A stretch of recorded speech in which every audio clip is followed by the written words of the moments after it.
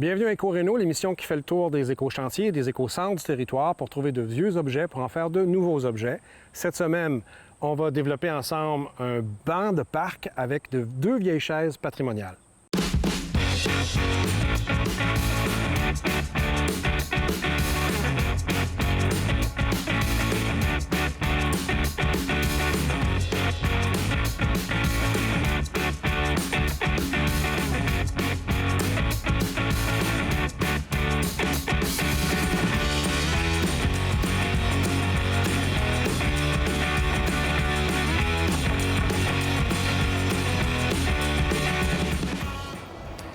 On est à l'éco-centre de Saint-Pascal pour faire un projet assez intéressant. Avec deux vieilles chaises, on va générer un banc de parc. Il faut cependant trouver deux chaises qui sont pareilles, deux chaises en bois. Allons voir qu'est-ce qu'on peut trouver.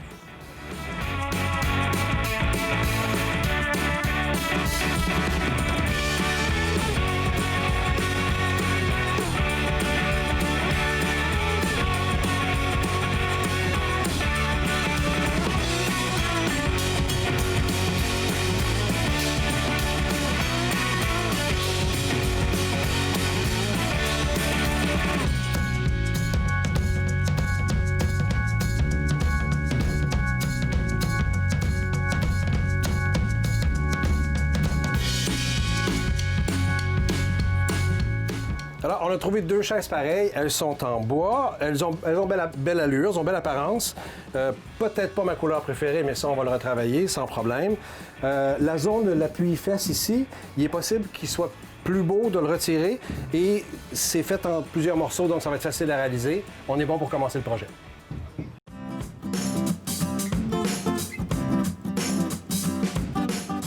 Bon, un autre petit trésor qu'on peut retrouver à l'éco-centre de Saint-Pascal, c'est un coffre de rangement qui est idéal pour les familles, pour les voyages. Toutefois, c'est des choses qu'on retrouve peu fréquemment à l'éco-centre, que vous pouvez venir nous visiter fréquemment pour voir les nouveautés qui rentrent tous les jours.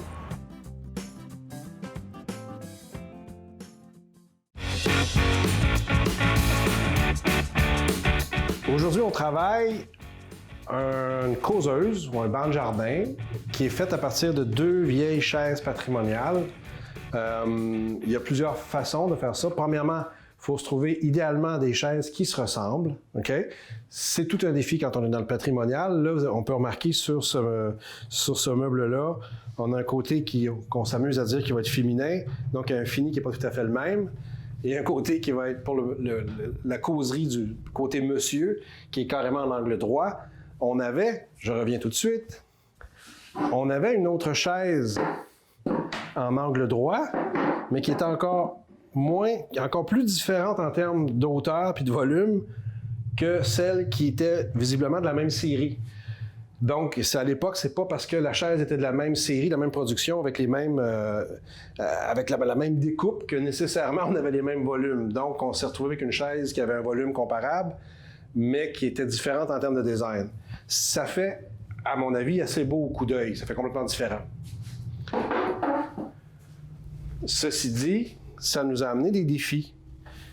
On aurait pu monter la base, c'est-à-dire le dossier, la base de la causeuse avec de vieux madriers qu'on retrouve pour rien régulièrement dans les éco-centres.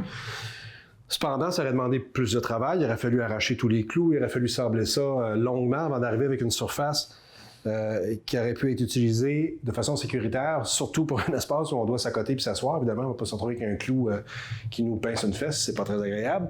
Mais on a pris dans ce projet-là la décision de se faire couper des 2x4 simplement au centre. C'est-à-dire qu'on a pris des 2x4 par 8 coupés au centre. On a pris des 2x4 par 10 coupés au centre parce qu'on a besoin de 2x4 qui sont plus longs pour le dossier. On doit dépasser la structure, tandis que pour la base où on va s'asseoir, il faut qu'on soit à l'intérieur de la structure de la chaise. Donc, on avait du 4 pieds puis du 5 pieds. Ça a été simple, ça a demandé littéralement 3 traits de scie chez le quincaillier. Ça s'est fait très rapidement.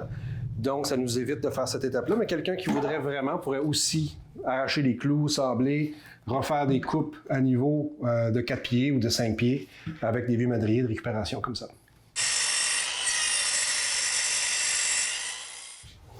Ce qu'on a eu besoin pour produire ça, c'est peut-être un des objets qui nous a demandé le plus d'outils pour produire ça. Ça, on pensait en avoir besoin beaucoup. En fin de compte, on l'a mis de côté. Parce que, vu qu'on est devant des volumes qui sont complètement différents, regardez par exemple, ici, on dépasse un peu le bout de la chaise, tandis que là, on arrive à peu près égal avec le bout de la chaise. Il a fallu, pour que ça soit cohérent en termes de symétrie, qu'on prenne des mesures à partir de la base ici. Okay? Donc, au fond, on a mis ça de côté, mais on installait nos morceaux de bois à l'œil jusqu'à temps qu'on arrive, en faisant le tour, à dire « Ah, ben la distanciation entre les pièces, le positionnement par rapport au bord de chaise, que l'ensemble était cohérent. » On n'a jamais pu fonctionner avec un équerre. On n'a jamais pu fonctionner vraiment avec un ruban mesuré. Il a fallu vraiment se fier à comment on disposait à l'œil les différentes composantes pour compenser le fait que les chaises, tout en étant de la même série, visiblement, sont tellement différentes en termes de hauteur, de volume, etc., etc. On est avec des choses antiques. On a travaillé, si on voit ici, on a été chercher l'angle, un angle à partir du rebord de la chaise. Une fois que ça va être sablé et peint, ça va donner un beau fini. On a fait une première tentative avec une espèce de scie électrique, une scie sauteuse, là. Ça s'est avéré plus intéressant de prendre notre temps avec une scie à main pour être sûr, parce que c'est pliable, hein? Donc on était capable de venir littéralement quasiment gratter l'arête de la chaise ici et de se faire un angle comme ça qui a l'air d'avoir été quasiment découpé en fonction de l'angle du côté de chaise ici, ce qui était plus difficile à faire avec une scie sauteuse. Donc on recommande d'y aller avec une scie à main pour cette étape-là sur le côté. Il nous a fallu une drill. Là encore, souvent, c'est du bois franc. Y aller à la main, c'est à peu près impossible. Quelque chose qui nous a étonné, quand on est venu déposer ici nos madriers, il y a une courbe qui est assez prononcée sur la chaise, sur le fessier de la chaise, là où on va s'asseoir. Donc, on n'a pas pu venir visser ici aux extrémités. Il a fallu s'accoter sur les bords, puis faire 3-4 prises de vis, plus dans cette section-là des deux chaises, toujours en s'assurant, avant de visser, d'avoir fait un agencement qui est agréable au coup d'œil, sans être capable de se fier à des mesures qui sont stables, parce que tout est différent tout le temps. Il nous a fallu, on a décidé dans ce cas-ci, de faire bien attention de, quand on rentre notre vis, de s'assurer qu'elle pénètre un peu, qu'elle va au moins un petit quart de pouce à l'intérieur de notre madrier, pour ensuite être capable d'y aller avec le bouche-port à bois, qui se trouve en quincaillerie facilement, ils ont toujours ça en stock, okay, pour aller simplement, on le voit ici, on va le sabler plus tard, aller simplement boucher les trous de vis. L'idée, encore une fois, c'est que c'est une surface pour s'asseoir. Donc, c'est agréable d'aller chercher une surface lisse, de prendre le temps qu'il faut pour en faire une surface lisse. Encore là, pour avoir l'impression que, je ne sais pas, on peut graffiner son Bermuda parce qu'il y a une surface un petit peu mal faite, un peu botchée, en guillemets. On a besoin de ça. On va avoir besoin de la sableuse pour, évidemment, aller sabler notre bouche-port qu'on a mis partout, mais pour aller finir aussi l'agencement, le côté ici qui a été coupé en angle à partir du rebord de la chaise, mettre ça encore plus beau au coup d'œil. On va aussi sabler pour amoindrir les arêtes. C'est intéressant quand c'est des meubles, hein? C'est toujours pas le fun, c'est moindrement. Les parents qui ont des enfants savent de quoi je parle, on a toujours peur qu'un enfant se cogne la tête sur un coin de meuble. Bien, là, au moins, quand on prend le temps de travailler les arêtes, mais ça fait une surface qui n'est pas coupante. Ça prend, en plus, c'est même pas long. Dès qu'on a une ponceuse électrique, ça prend à peine 3-4 minutes, puis on peut régler ça et mettre ça plus agréable.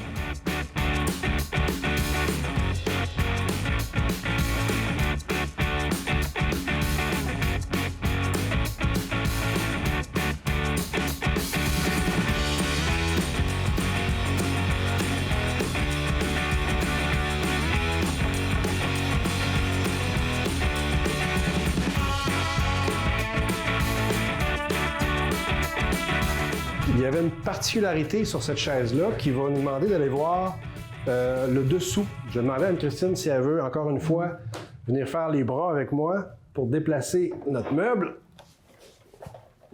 Merci Anne-Christine.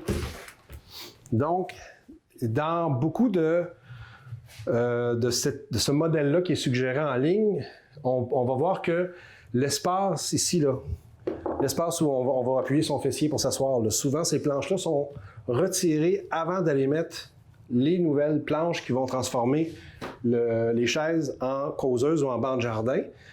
Dans ce cas-ci, on n'a pas pu faire ça parce que la structure ici à l'arrière, il n'y a rien qui vient s'appuyer sur les planches pour s'asseoir. Donc, cette partie-là faisait partie de la structure qui solidifiait nos chaises. Donc, on s'est dit qu'on allait simplement trouver suffisamment de 2x4 pour être capable de couvrir cette zone-là, qu'elle soit visuellement à peu près pas visible quand on regarde l'objet par-dessus. Puis, ça nous permettrait de garder une structure solide. L'idée, c'est que ça soit joli, qu'on voit la récupération de de chaises patrimoniales, mais il faut aussi s'assurer que quand les gens vont s'asseoir dessus, que ça va durer, que ça va être sécuritaire, qu'on ne se retrouvera pas avec la visite qui tombe par terre. On va parler de toutes les choses qu'on peut faire avec des chaises patrimoniales. C'est vraiment étonnant ce qu'on peut penser, imaginer faire. On va le remettre droit pendant qu'on jase de ça. Christine, je peux te redemander tes biceps. Donc, c'est ça. Une chose qu'on peut faire et qui est aussi très jolie, c'est une décision qu'on a prise dans ce modèle-là, c'est de mettre les chaises une en face de l'autre pour se faire vraiment un coin causeuse comme ça d'accoudoir. Mais il y a des gens qui vont mettre 2, parfois 3, parfois 4 chaises, une à la suite de l'autre comme ça, puis carrément, par exemple, mettre 4 chaises, puis carrément passer un 10 ou un 12 pieds de madrier pour faire un très, très, très long banc où chaque dossier permet à 3 ou 4 personnes de s'asseoir. C'est complètement différent, c'est les mêmes matériaux, mais c'est aussi très, très beau. Mais personnellement, on aimait ce design-là. Donc, avec des chaises patrimoniales comme ça, on a plein d'autres exemples en ligne qu'on va vous montrer, mais on a vu des choses aussi étonnantes que, par exemple, prendre des plus petits modèles, faire un cercle au centre qui a exactement le diamètre du bol de son chien pour aller déposer le bol d'eau et le bol de croquettes à son chien. Quand on a un gros chien, ça va surélever le bol. Ça va faire une masse aussi. Moi, mon chien passe son temps, quand il a fini de boire son eau, de garocher le bol à grands coups de patte. Donc, ça éviterait qu'il puisse faire ça. C'était très étonnant. Il y a des gens je vais vous montrer, il y a des gens qui vont simplement couper cette section-là de la chaise. Hein? Donc, il enlèverait ici, là, il couperait tout ça. Il enlèverait les pattes, puis ils vont aller visser ça comme ça, à l'envers. Comme ça. Donc, imaginez que les pattes sont coupées. Ils vont visser ça à l'envers. Donc, ça va faire ici une surface où on peut accrocher des choses, puis un étagère par-dessus. Celle-là, le design n'est pas arrondi, ça ne serait pas maximisé, mais on trouve souvent des vieilles chaises vintage avec un design très, très arrondi. Là, on peut carrément, une fois qu'il est vissé, penser faire un support à serviette avec ça. C'est étonnant. Ça vaut la peine d'aller voir. Avant qu'on voit les photos, on peut même se demander si c'est beau, mais c'est effectivement très joli. J'ai même vu un agencement où c'était un mur complet de chaises comme ça qui devenait quasiment l'espace garde-robe dans un espace de loft, et ça marchait super bien.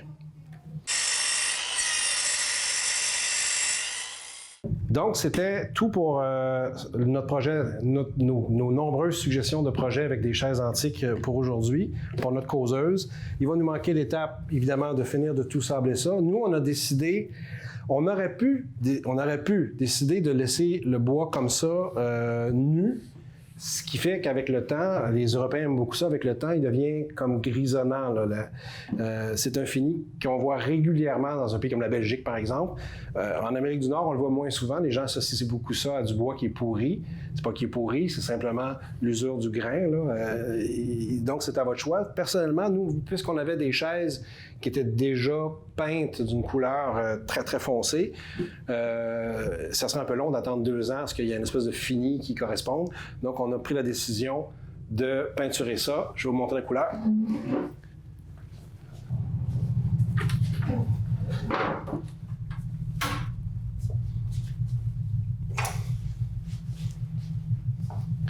Alors, on a encore réussi à trouver une couleur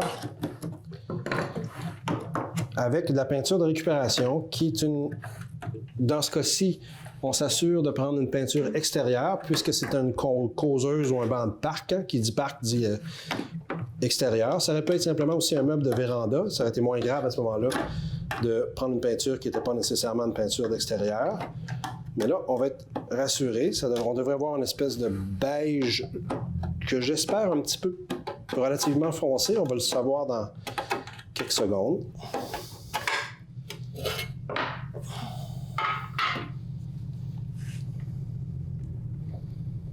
Ah, donc, ça va être relativement pâle. Ça va être un beige relativement pâle, ce qui va nous demander sûrement sur les surfaces foncées comme ça de prévoir faire 3 ou 4 couches pour arriver à un fini qui est intéressant. Et comme toutes les peintures extérieures de récupération, comme ça, on est avec un produit qui est un petit peu plus liquide que ce qu'on peut retrouver sur le marché. Donc, ça demande un peu plus de patience. Mais là encore, imaginez, c'est des tonnes et des tonnes de peinture qui se retrouvent à être réutilisées au lieu d'être jetées. Donc, sur le plan de l'environnement, c'est intéressant d'utiliser ce type de produit-là aussi.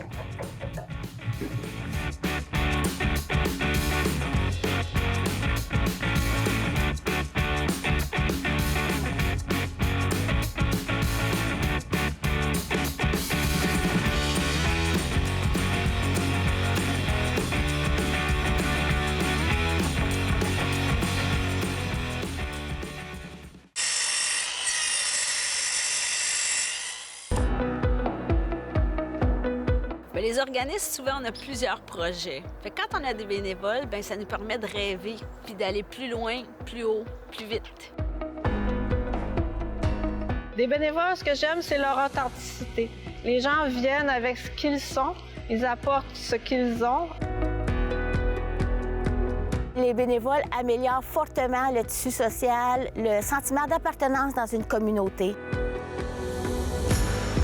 Merci de faire une différence parce que sans vous, le monde dans lequel on vit serait tout simplement différent. Nous vous remercions pour votre disponibilité, votre écoute et votre grand cœur. On n'existerait pas sans eux. C'est le fun de les voir rire, c'est le fun de les voir de s'impliquer. Chaque geste posé vient en aide au suivant. Le bénévolat, c'est non seulement nécessaire, ça fait du bien à tout le monde.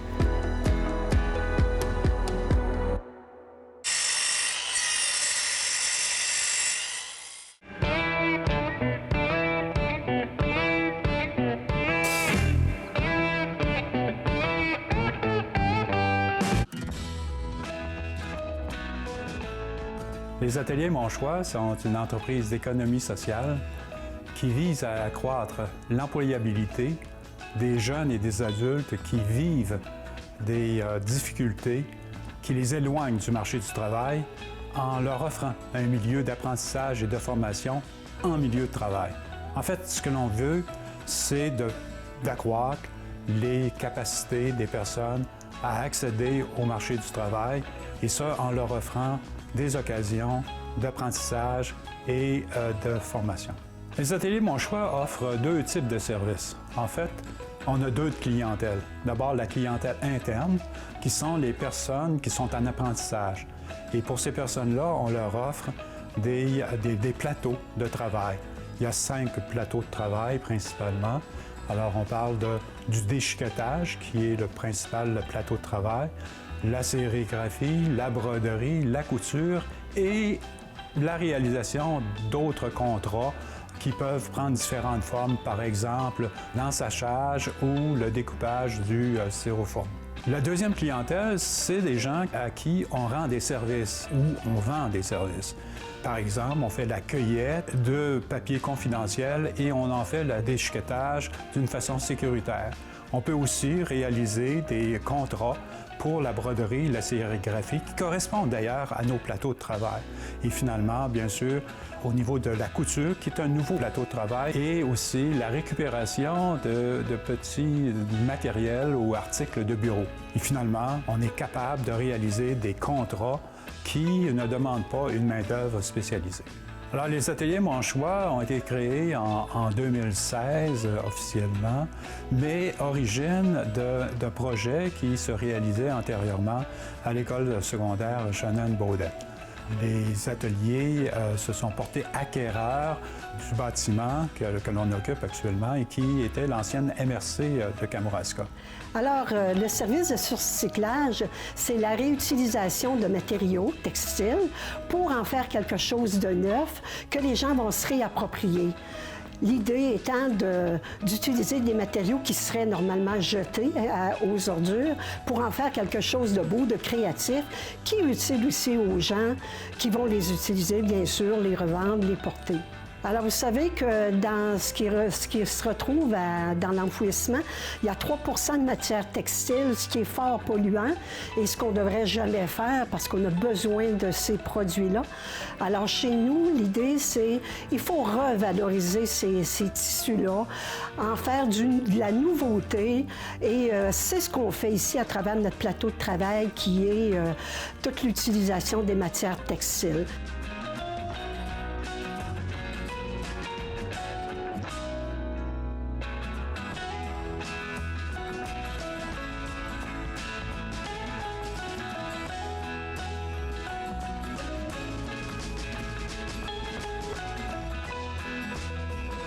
On a des partenaires de différents milieux, dont le CFR de la Seigneurie Québec, qui nous envoie, qui est aussi une entreprise d'économie sociale et qui nous envoie différents matériaux qui sont grandement utilisables, tels que des manteaux qui ont servi à une compagnie qui ne veut plus utiliser ces manteaux-là, mais qui sont tout à fait impeccables. Il reste à enlever un logo pour le transformer et pouvoir l'offrir à des gens qui ont besoin de cette récupération-là, l'offrir à des personnes qui travaillent et qui ont besoin d'être bien vêtus au chaud sans que ce soit dispendieux.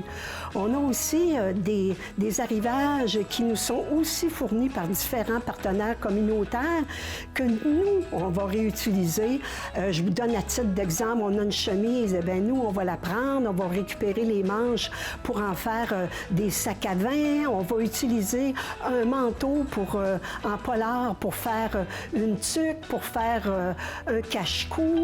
Alors voilà autant de façons qu'on a d'utiliser ces matériaux-là. On utilise des sacs de plastique qui servent par exemple pour conserver l'orge, le malt. On va les transformer en sacs à récupération pour porter des bouteilles ou des accessoires. Voici autant de façons d'utiliser ce qui nous arrive chez nous aux ateliers Mon Choix. Belle façon aussi de s'installer, s'imbriguer dans toute l'énergie circulaire qu'on prône tellement puis qu'on veut voir grandir dans nos milieux. Puis question de jeter, question de conserver, question de transformer ce qu'on a pour en faire du mieux. D'ailleurs, le surcyclage, là, c'est quand même une vieille entreprise. Nos parents, nos grands-parents, vous devez vous souvenir, réutilisaient des pantalons ou une chemise, en faisaient un bavoir pour les enfants ou autre chose, ou nous faisaient des pantalons courts avec. Servons-nous de ces idées-là en se disant, on peut faire ça. Donc, le recyclage, mais le surcyclage, c'est réutilisons ces produits-là à d'autres fins. Et c'est ce qu'on fait aux ateliers Mon Choix.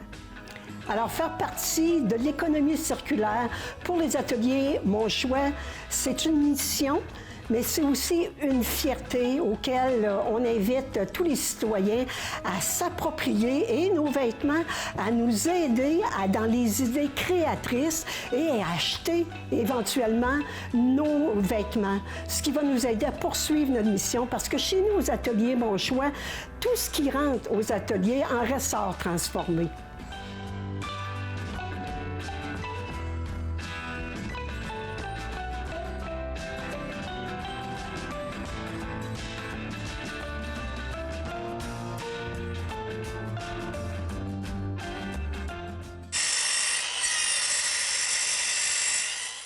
On est au moment de l'émission où on met l'objet en situation.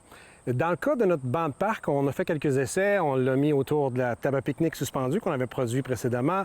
On l'a mis au jardin.